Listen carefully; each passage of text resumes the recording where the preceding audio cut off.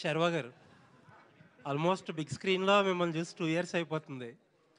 మీ ఫ్యామిలీలో మాత్రం చాలా ఈవెంట్‌ఫుల్ జరిగినియి. అండ్ ఎందుకు ఇంత 2 ఇయర్స్ గ్యాప్ ఎందుకు తీసుకున్నారు? అండ్ మూవీ రిలీజ్ కూడా చాలా ఆల్ ఆఫ్ సడెన్ అనౌన్స్ చేసేసారు సర్ప్రైజ్‌గా. వెంటనే 2 రోజులకో పాట ఇచ్చేస్తున్నారు, ఈవెంట్లు అంటున్నారు. ఏంటి ఇంత అప్పుడు దాకా లేట్ ఏంటి? ఇప్పుడు సడెన్‌గా హరీ ఏంటి? సో దీని గురించి మాట్లాడంటే 2 ఏళ్ళు ఎందుకొచ్చిందంటే ప్లాన్డ్‌గా ఏం చేయలేదు. యాక్చువల్లీ 2, 3 సినిమాలు ఇదే బ్యానర్‌లో చేయాల్సింది.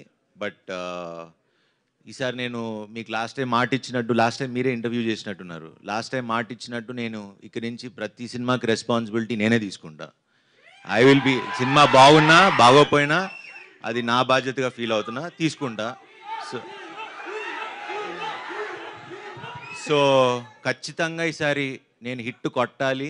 జనాలు మీరు పెట్టే ₹150కి నేను ఆన్సరబుల్గా ఉండాలి అని నేను నమ్మి ఒళ్ళో జాగ్రత్త పెట్టుకుని వీళ్ళందరినీ మామూలుగా ఇబ్బంది పెట్టలేదు.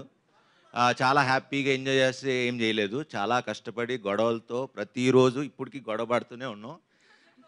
ఆ ఫైట్ ఎప్పటికీ నడుస్తూనే ఉంది.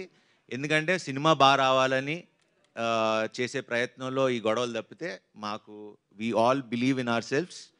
అండ్ శ్రీరామ్ని ఇప్పుడు దాకా తను చేసిన సినిమాలు నాకు తెలియదు, కానీ ఒక కొత్త శ్రీరామ్ని కొత్త సినిమాని చూస్తారు మీరు, పెద్ద సినిమాని చూస్తారు. శర్వానంద్ గారు